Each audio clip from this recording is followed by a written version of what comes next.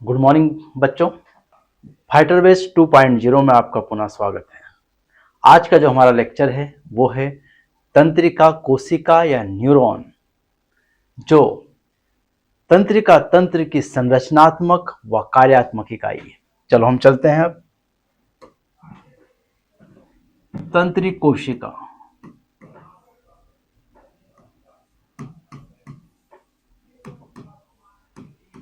तंत्रिक कोशिका या अंग्रेजी में इसको हमने कहा है न्यूरॉन।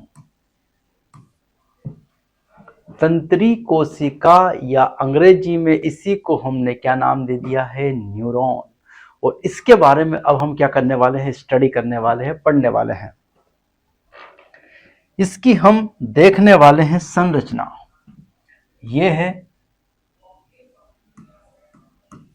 तंत्रिका तंत्र की संरचनात्मक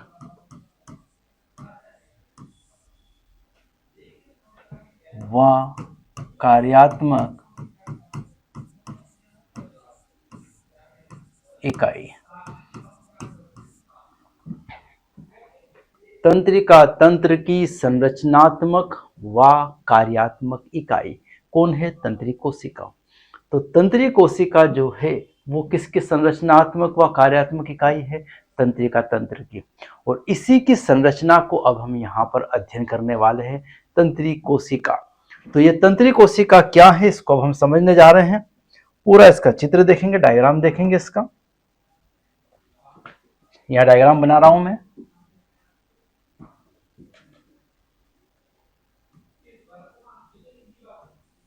ये तंत्रिक कोशिका का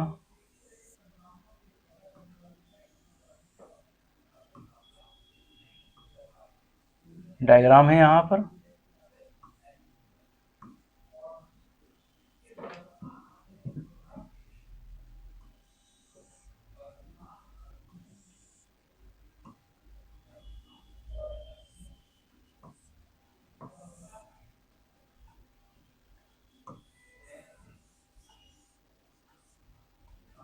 ये जो डायग्राम देख रहे हैं अब हम,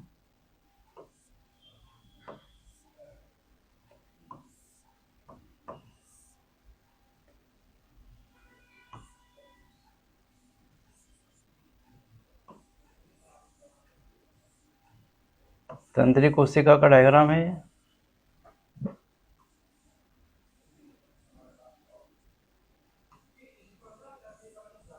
ये हमारा जो डायग्राम है ये तंत्रिका कोशिका का है।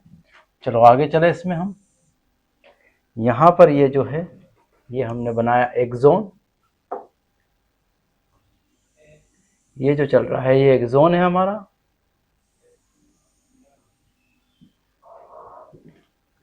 ये जो चल रहा है ये क्या है? एक्सोन। चलो चले इसके एक्सोन के आखिरी एंड पर, एक्सोन टर्मिनल्स। इनको कहा है एक्सोन टर्मिनल्स।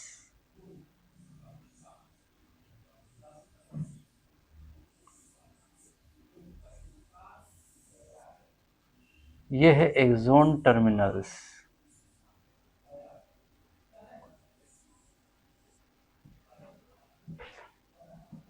अब यहां बना रहे हम माइलिन शीथ।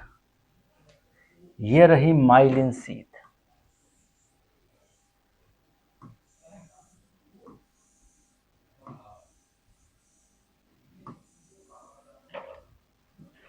ये बना दी माइलिन शीथ।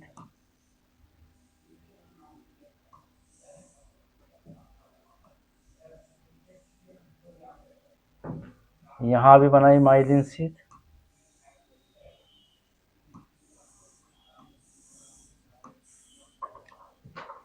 ये माइलिन शीथ। इसी में लगा देते हैं, कहीं कहीं पर हम जो लगी है स्वान कोशिका। ये है स्वान सेल्स। ये लगा दी हमने स्वान सेल्स। अब ये अंदर लगाया हमने केंद्रक। ये बड़ा सा रखा यहाँ पर केंद्रक। ये हमारा क्या है? केंद्रक। और इसके अंदर यहां भरे हुए हैं न्यूरोट्रांसमीटर। ये भर दिया हमने न्यूरोट्रांसमीटर यहाँ पर। ठीक है, अब यहां हम बनाने वाले हैं निसल्स ग्रेन्यूल, देने वाले हैं यहां पर निसल्स ग्रेन्यूल।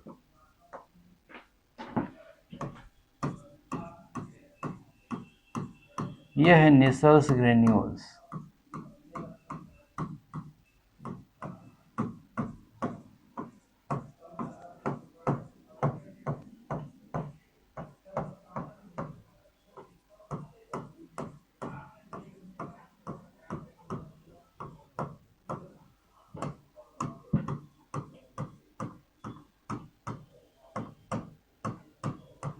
Nissl's granule.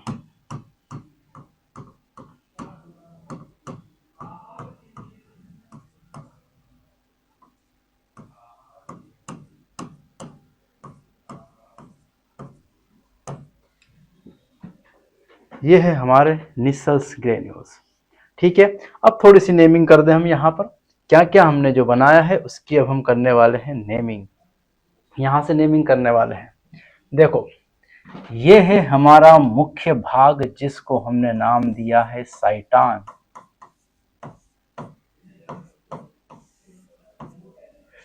ये है हमारे डेंड्राइट्स।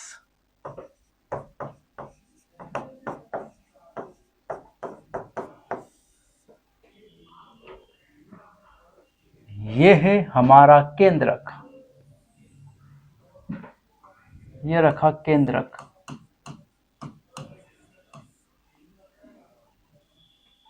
ये रखे हमारे निसल्स ग्रेन्यूल।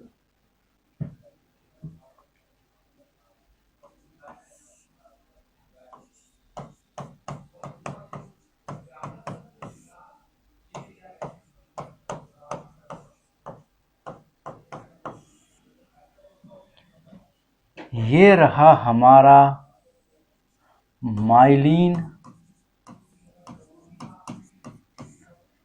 आवरण। ये है हमारी स्वान कोशिका।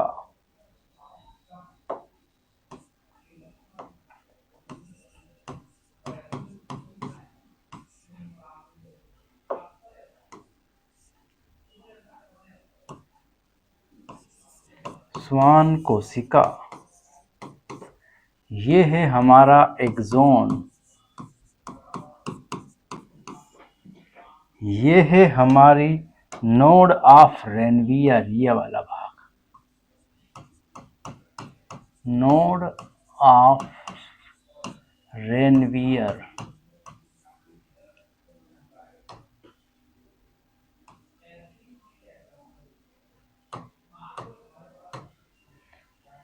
इसको बना लेते हैं रेनवियर। ठीक है, अब हम चले इधर आखिरी में आ जाएं। इधर आ जाते हैं तो हमको मिलता है, ये है एक्सोन टर्मिनल।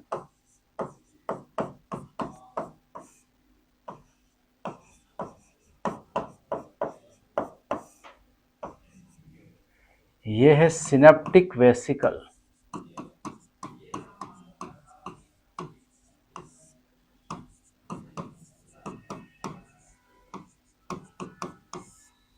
ये है न्यूरोट्रांसमीटर। ये भरा जो हुआ है ये क्या है, न्यूरोट्रांसमीटर।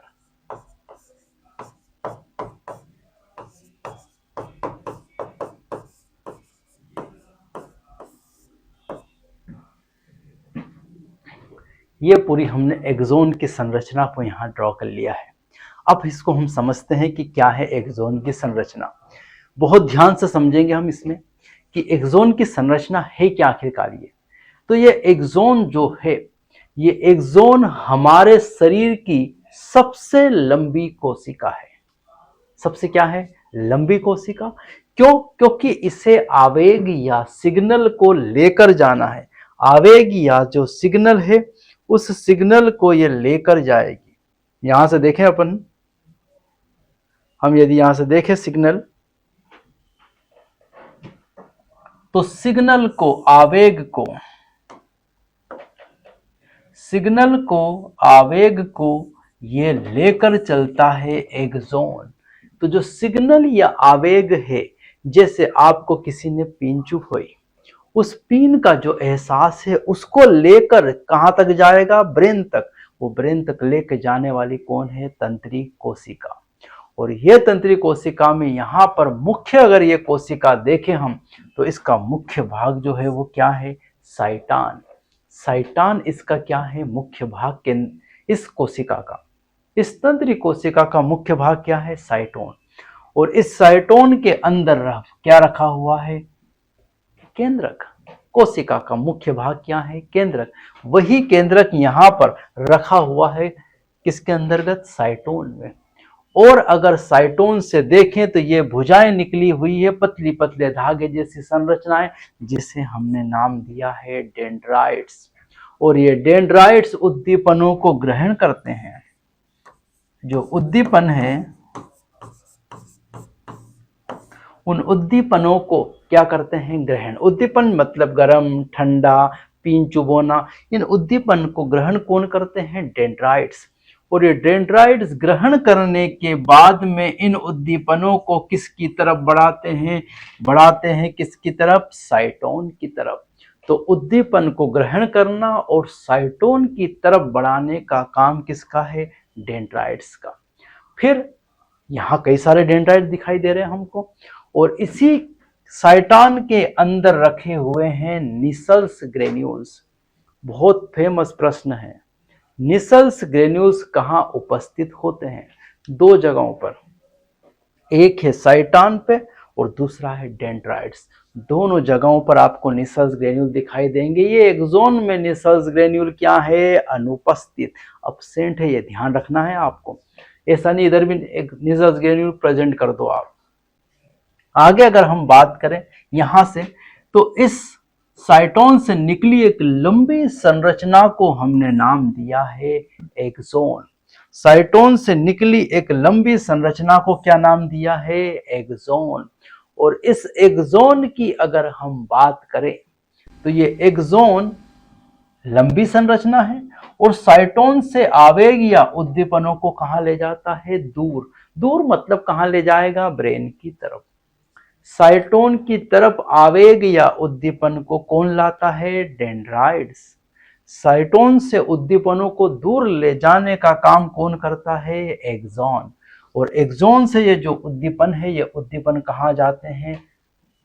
साइटोन से दूर जाते हैं। अब इस एक्सोन लंबी छड़ी की बात करें, इस लंबी छड़ी पर एक आवरण पाया जाता है जिसे क्या नाम दिया है? माइलिन आवरण। ये जो लंबी छड़ी, इसके ऊपर जो आवरण है, उस आवरण को क्या नाम दिया है? माइलिन आवरण। और ये जो माइलिन का जो आच्छद का जो आवरण है, ये आवरण किसको घेर के रख रहा है? एक्सोन को। ये आवरण वैसा ही होता है जैसे आपने वायर देखा होगा, उस वायर के ऊपर क्या लगा देते हैं? कवर। वैसे ही कवर जैसी संरचना कौन है? माइलिन आवरण। और इस माइलिन आवरण का निर्माण करती है स्वान कोशिका। स्वान कोशिका एक्सोन के चारों तरफ मिलती है और यही किसका निर्माण करती है? माइलिन आवरण का। लेकिन कहीं कहीं पर ये वायर पर ये कवर थोड़ा सा हट गया है, निकल गया है, मतलब जॉइंट लगा दिया वहां पर। उस जगह को हमने नाम दिया है node of Ranvier. Node of Ranvier वहीं उपस्थित होगा जहां पर माइलिन आवरण थोड़ा सा क्या है? अनुपस्थित। तो जहां माइलिन आवरण अनुपस्थित है, उस जगह को हमने क्या कहा है? Node of Ranvier. क्या बोल दिया है? Node of Ranvier. चलो आगे अगर चले हम, तो एक्सोन का ये जो आखिरी सिरा है, इसे क्या नाम दिया है? Axon terminal. एक्सोन का सबसे आखिरी सिरा क्या कहलाता है? Axon terminal. और इस एक्सोन टर्मिनल के पास में आपको दिखाई दे रहे हैं सिनेप्टिक वेसिकल्स। ये गुब्बारे हैं, और ये गुब्बारे जो हैं, वेसिकल्स जो हैं, ये भरे होते हैं न्यूरोट्रांसमीटर से। किससे भरे हुए हैं? न्यूरोट्रांसमीटर। तो ये न्यूरोट्रांसमीटर क्या है? ये न्यूरोट्रांसमीटर जो है, ये आवेग जो जा रहा है, अब यहां पर दूसरा आ जाएगा क्या? एक्सोन। एक एक्सोन दूसरे एक्सोन से क्या करेगा? जुड़ेगा और सिनेप्सिस का निर्माण करेगा। तो यहाँ पर एक दूसरी जो एक्सोन जुड़ेगा, उससे यहाँ पर सिग्नल को, आवेग को आगे बढ़ाने के लिए किसकी आवश्यकता पड़ती है? न्यूरोट्रांसमीटर, जिसकी पूरी प्रक्रिया हम आगे समझेंगे। लेक्चर में आगे जैसे बढ़ेंगे हम पूरी प्रक्रियाएं समझने वाले हैं। तो ये न्यूरोट्रांसमीटर किसमें भरे हुए हैं? Synaptic vesicles. और सारे सिनेप्टिक वेसिकल्स कहाँ प्रेजेंट है? एक्सोन के टर्मिनल पर। तो ये पूरी संरचना किसकी थी? ये पूरी की पूरी जो संरचना थी हमारी, ये पूरी संरचना है हमारी तंत्री कोशिका की। तो तंत्री कोशिका में वैसे देखा जाए तो मुख्य भाग कितने हैं? दो, एक साइटोन और दूसरा क्या है? एक्सोन। और साइटोन से ही निकलती है ये शाखाओं जैसी संरचना, जिन्हें हमने कहा है डेंड्राइट्स। बस ये हमारी एक्सोन की क्या थी? संरचना। चलो अब हम चलते हैं कि ये जो एक्सोन है इसके प्रकार देखेंगे हम। सॉरी, इस तंत्री कोशिका के हम क्या देखने वाले हैं? प्रकार। पहला हम देख रहे हैं आच्छद के आधार पर।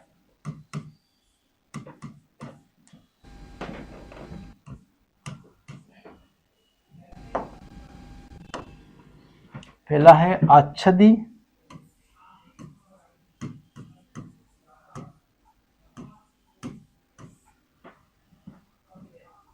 आच्छादित तंत्री कोशिका,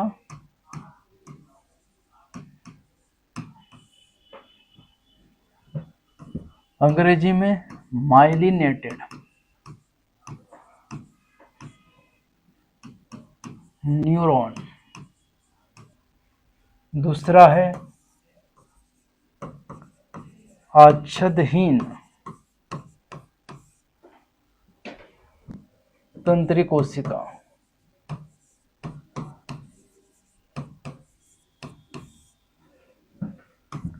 नॉन माइलिनेटेड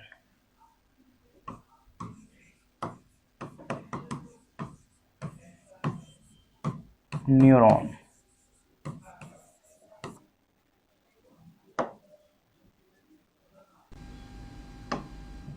चलो हम आच्छद, अभी हमने देखा कि एक्सोन के बाहर की तरफ जो कवर है इसे हमने माइलिन शीथ का, माइलिन आच्छद कहा। उसी के आधार पर कितने तंत्रिका कोशिका हैं? दो। पहला है आच्छदी तंत्रिका कोशिका, इसमें माइलिन आवरण उपस्थित।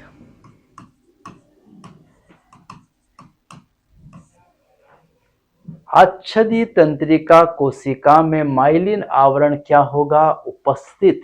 लेकिन आच्छदहीन तंत्रिका कोशिका में माइलिन आवरण अनुपस्थित।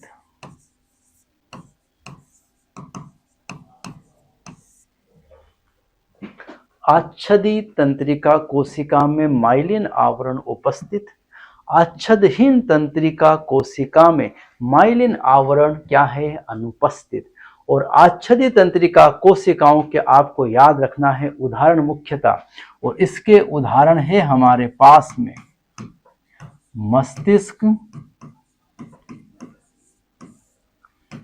व मेरुरज्जु तंत्रिका कोशिका।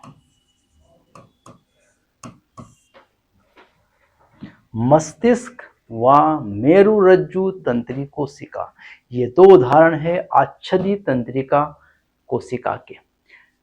ब्रेन और स्पाइनल कॉर्ड मुख्य रूप से जो है वो आच्छदी तंत्रिका कोशिका के क्या है? उदाहरण। दूसरा है आच्छदहीन तंत्रिका कोशिका, माइलिन जो आवरण अनुपस्थित है, लेकिन यहां इसके उदाहरण है। इसके अगर उदाहरण की बात करें हम तो स्वायत्त तंत्री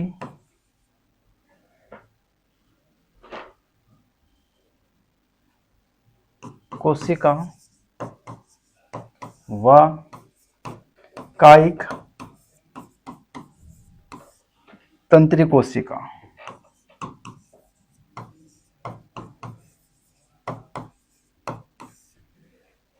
इधर है स्वायत्त तंत्री कोशिका और इधर है कायिक तंत्री कोशिका। अगर ये देखें तो सीएनएस में दो भाग देखे थे, मस्तिष्क और मेरुरज्जु, वहीं से संबंधित ये वाला है आच्छद। और आच्छदहीन जो है हमने देखा पीएनएस, पेरिफेरल नर्वस सिस्टम, को दो भागों में बांटा, स्वायत्त तंत्रिका तंत्र और कायिक तंत्रिका तंत्र। तो ये आपको याद रखने में थोड़ा क्या होगा, आसानी होगी यहाँ से। तो आच्छदी तंत्री कोशिका जो है उसमें माइलिन शीथ का जो आवरण है वो क्या होगा, उपस्थित। लेकिन आच्छदहीन मिलेंगे कहाँ पर, स्वायत्त तंत्रिका कोशिका और कायिक तंत्रिका कोशिका पर। ठीक है, तो ये हमने दो प्रकार के यहाँ पर क्या देखे हैं, तंत्रिका कोशिकाओं के प्रकार देखे हैं। अब इसके बाद हम अगला जो टॉपिक है वो 3 प्रकार की तंत्रिका कोशिकाएं उत्पत्ति के आधार पर, उनको समझने वाले हैं। अब यहां से वो अब आधार देखते हैं उत्पत्ति के आधार पर।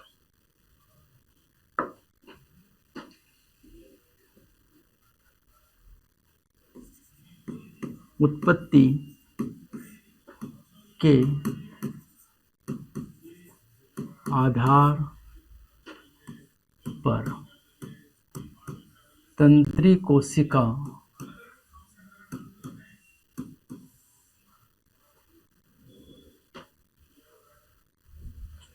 के प्रकार।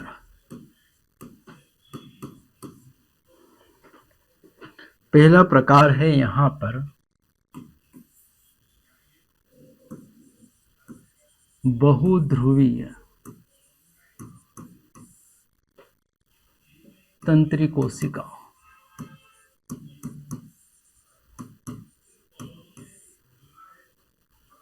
Multipolar neuron.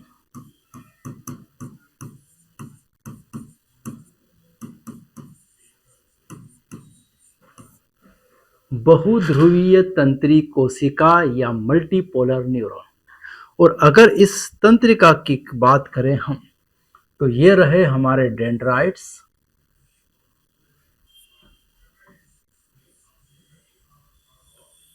ये हमारा एक्सोन और ये रहा एक्सोन टर्मिनल्स।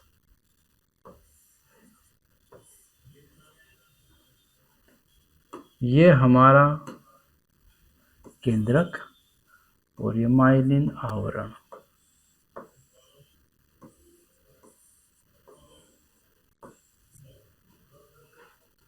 इसकी अगर हम बात करें बहुध्रुवीय तंत्रिका की, तो इसकी में हम देखते हैं कि इसमें साइटान की संख्या 1, एक्सॉन की संख्या 1 और डेंड्राइट्स की संख्या अनेक। साइटान यहां पर 1, एक्सोन यहां पर 1, लेकिन डेंड्राइट्स की संख्या कई सारी होगी, 1 से अधिक होगी यहाँ पर। और ये कई जगहों से सिग्नल को क्या करता है, आवेग को क्या करता है, ग्रहण। इसलिए इसका नाम ही क्या रखा है, बहुध्रुवीय तंत्री कोशिका। बहुध्रुवीय मतलब इसमें पोलर जो एंड से वो एक नहीं, एक से ज्यादा जगहों से ये सिग्नल को, आवेग को क्या करेगा, रिसीव। इसलिए इसका नाम भी क्या रख दिया है, बहुध्रुवीय तंत्री कोशिका। तो बहुध्रुवीय तंत्री कोशिका का उदाहरण अगर देखें कहाँ होता है ये हमारे शरीर में, तो ये है सेरेब्रल कॉर्टेक्स।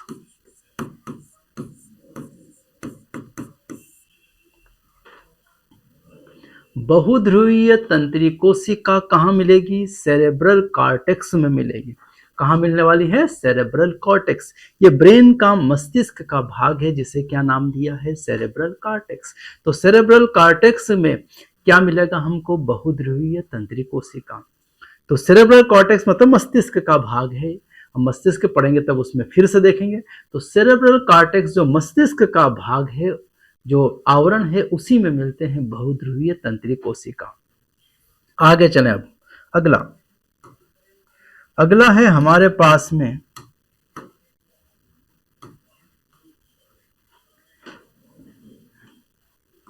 द्विध्रुवीय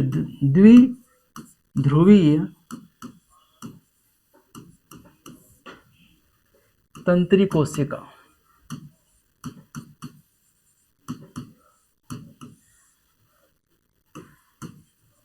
बाइपोलर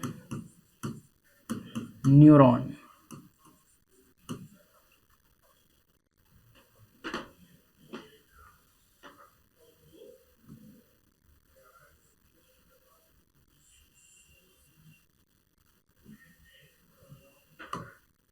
बाइपोलर न्यूरॉन,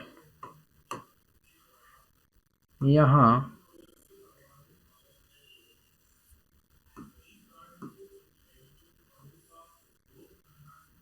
ये है हमारा साइटोन, ये रहा एक्सोन,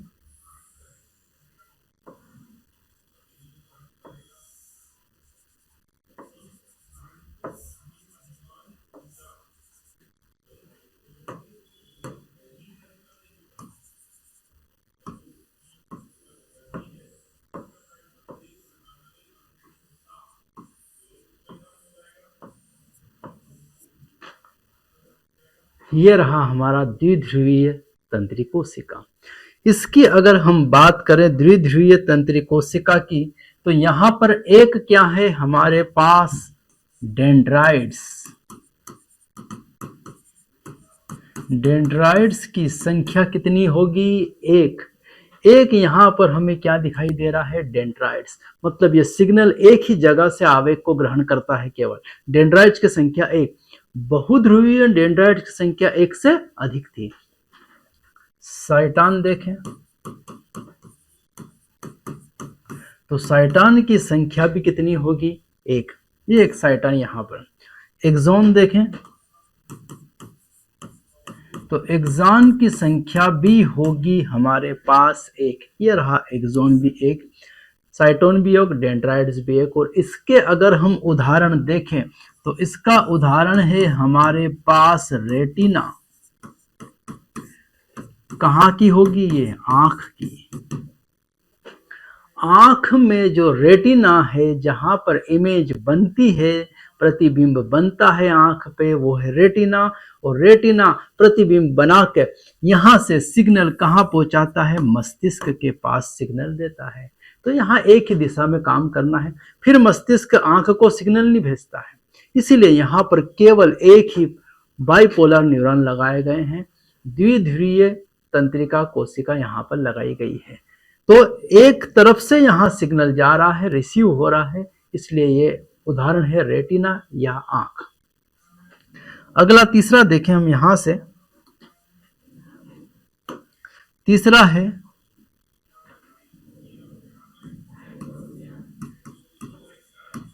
एकल ध्रुवीय तंत्री कोशिका।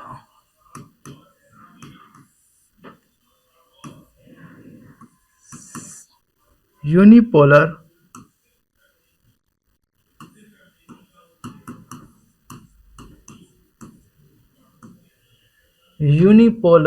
न्यूरॉन।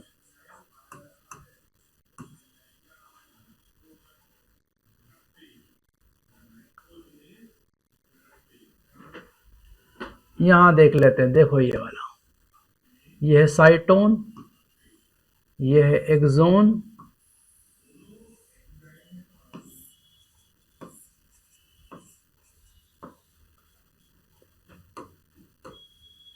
ये है इसका केंद्रक, ये माइलिन आवरण,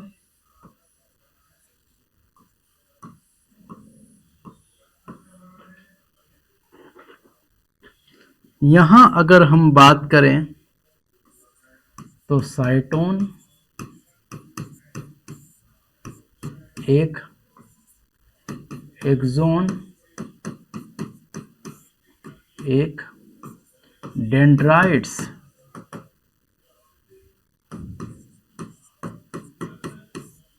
अनुपस्थित। और उदाहरण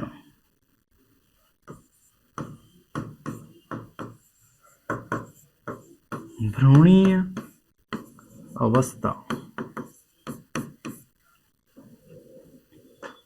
एकल ध्रुवीय तंत्री कोशिका यूनिपोलर न्यूरॉन की बात करें तो इसमें एक क्या मिलेगा आपको, साइटोन, एक क्या होगा, एक्सोन। लेकिन साइटोन से निकलने वाले डेंड्राइट्स यहाँ पर क्या लिखे मैंने, अनुपस्थित। क्यों? क्योंकि ये जो उसका उदाहरण कहाँ उपस्थित होगा, भ्रूणीय अवस्था में।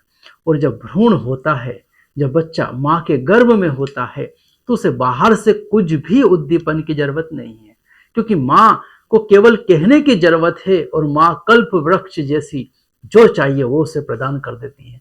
तो माँ को उससे बोलना पड़ता है कि मुझे ये चाहिए, और बोलने के लिए ये सिग्नल भेजता है।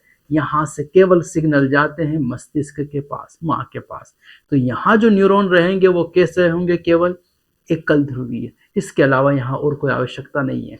तो एकल ध्रुवीय तंत्री कोशिका जो है वो किसमें होगी, भ्रूणीय अवस्था में, उसके अलावा नहीं।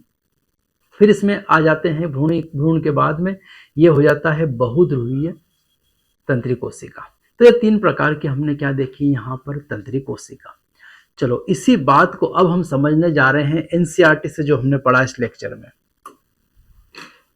हमने शुरुआत की है तंत्री कोशिका न्यूरॉन, और तंत्री कोशिका को ही हमने नाम दिया है तंत्रिका, तंत्र की संरचनात्मक व क्रियात्मक इकाई। तंत्रिका तंत्र बना भी तंत्री कोशिका से है, और तंत्रिका तंत्र में काम भी कौन करता है, तंत्री कोशिका। इसलिए से कहा है संरचनात्मक व क्रियात्मक इकाई। तंत्री कोशिका को संरचनात्मक व क्रियात्मक इकाई कहा गया है। न्यूरॉन एक सूक्ष्मदर्शी संरचना है, मतलब इसको ऐसा नहीं कि नग्न आंखों से देखा जा सके, इसको सूक्ष्मदर्शी की आवश्यकता होगी। तीन भाग से मिलकर बनती है, कोशिकाएं मतलब साइटॉन, दुम्राक्ष मतलब डेंड्राइट्स, और तंत्रिकाक्ष मतलब एक्सोन। तीन भाग बने हैं। अभी हमने बात की साइटोन, डेंड्राइट्स और एक्सोन, इन तीनों से मिलकर बना है ये।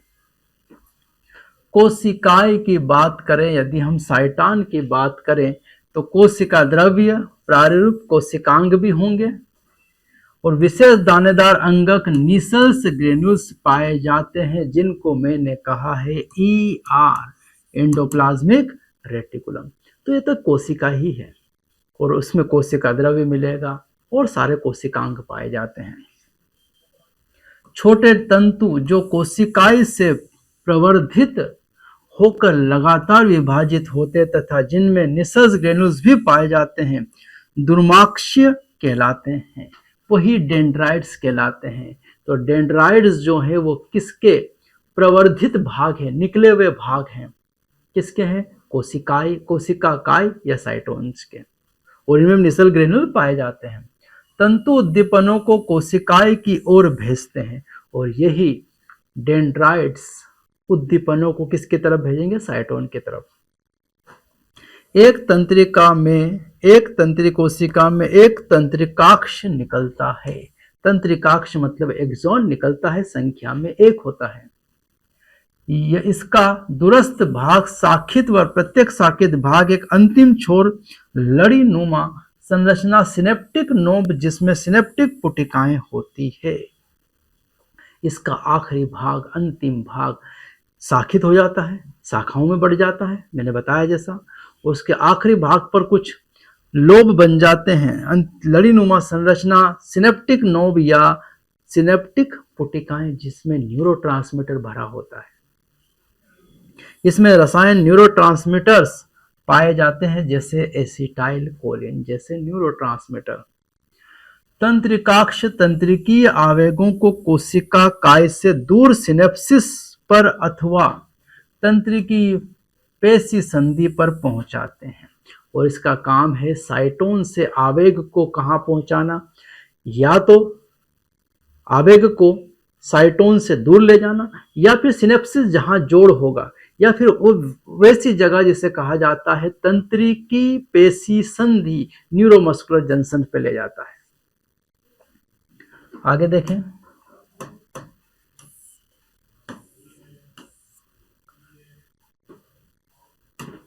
तंत्रिकाक्ष तथा दुम्राक्ष की संख्या के आधार पर न्यूरॉन्स को 3 समूहों में बांटते हैं, जैसे बहुध्रुवीय, एकल तंत्रिकाक्ष, 2 या 2 से अधिक द्रुमाक्ष युक्त, मतलब वही तंत्रिकाक्ष और द्रुमाक्ष की संख्या के आधार पर साइटोन और डेंड्राइट्स और एक्सोन की संख्या के आधार पर इनको 3 भागों में बांटा। पहला बहुध्रुवीय, जो भी बताया मैंने।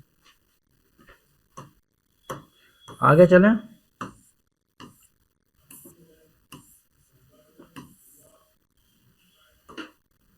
जो प्रमस्तिष्क वलकुट में पाए जाते हैं, प्रमस्तिष्क वलकुट सेरेब्रल कॉर्टेक्स में। द्विध्रुवीय एकल तंत्रिकाक्ष और एक द्रुमाक्ष जो दृष्टि पटल में पाए जाते हैं। दृष्टि पटल मतलब रेटिना। कहाँ की बात चल रही है? रेटिना में। दृष्टि पटल मतलब रेटिना की बात चल रही है। तो रेटिना में मिलेंगे कौन आपको? रेटिना में मिलने वाले हैं द्विध्रुवीय। 2 प्रकार के होते हैं, आच्छदी और आच्छदहीन। कितने प्रकार के हैं? 2 प्रकार के, आच्छदी और आच्छदहीन। इसमें एकल ध्रुवीय जो 3 प्रकार दिए थे, एकल ध्रुवीय इसमें नहीं दिखाया है, एकल ध्रुवीय भी होता है वो। आच्छदी या आच्छदहीन, आच्छदी तंत्रिका तंतु श्वान कोशिका से ढके रहते हैं, जो तंत्रिकाक्ष के चारों ओर माइलिन आवरण बनाती है। इसका एक्सोन जो है वो श्वान कोशिका से ढका होगा, जो माइलिन शीट का क्या करेगी? निर्माण। माइलिन आवरणों के बीच में अंतराल पाए जाते हैं, जिन्हें रोड रेनवियर के नोड कहते हैं। आच्छदी तंत्रिका तंतु मेरु और कपाल तंत्रिकाओं में पाए जाते हैं। आच्छदी तंत्रिका तंतु मेरु व कपाल तंत्रिकाओं में पाए जाते हैं। आच्छदहीन तंत्रिका तंतु भी श्वान कोशिका से घिरे रहते हैं, लेकिन वे एक्सोन के चारों ओर माइलिन आवरण नहीं बनाते हैं। सामान्यतः स्वायत्त तथा कायिक तंत्रिका तंत्र में मिलते हैं। सामान्यतः कहाँ मिलेंगे? स्वायत्त और कायिक तंत्रिका तंत्र में मिलते हैं। इनमें ध्यान रखना, एक्सोन के चारों ओर माइलिन शीट का आवरण नहीं होता। तो कपाल, मेरु और कपाल तंत्रिकाओं में पाए जाते हैं आच्छदी तंत्रिका तंतु, और आच्छदहीन तंत्रिका तंतु भी श्वान कोशिका से घिरे रहते हैं। दोनों श्वान कोशिका से घिरे रहेंगे, लेकिन एक्सोन के चारों ओर माइलिन आवरण नहीं बनाते। आच्छदहीन माइलिन आवरण का निर्माण नहीं करते। सामान्यतः कहाँ मिलेंगे? स्वायत्त और कायिक तंत्रिका तंत्र में ये मिलते हैं। दोनों जगहों पर ये मिलते हैं, जो हम पढ़ चुके हैं। ठीक है, ये यहां पर आपको दिखाई दे रहा है चित्र तंत्रिका कोशिका का। ये है डेंड्राइट्स, नीसस ग्रेन्यूल, यहां ये केंद्रक, ये यहां कोशिका काय साइटोन, ये यहां श्वान कोशिका, ये माइलिन आवरण। और नीचे चलते हैं इसमें, श्वान कोशिका, तंत्रिकाक्ष, एक्सोन, माइलिन आवरण, नोड ऑफ रेनवियर। देखो यहाँ पर नोड ऑफ रेनवियर, जहां पर माइलिन आवरण अनुपस्थित है, नोड ऑफ रेनवियर है। और ये तंत्रिकाक्ष सिरा, एक्सोन टर्मिनल, ये वाला, और पुटिकाएं, सिनेप्टिक वेसिकल्स। ये पूरा हमारी जो संरचना है वो तंत्रिका कोशिका की क्या है? संरचना। तो ये हमारा एक टॉपिक कंप्लीट हुआ है। अब हमको इसके बाद पढ़ना है तंत्रिका आवेगों की उत्पत्ति व संरचना। तंत्रिका आवेगों की उत्पत्ति व संरचना हमारा अगला टॉपिक रहेगा, जो कि हम अगले लेक्चर में डिस्कस करने वाले हैं। थैंक यू सभी को।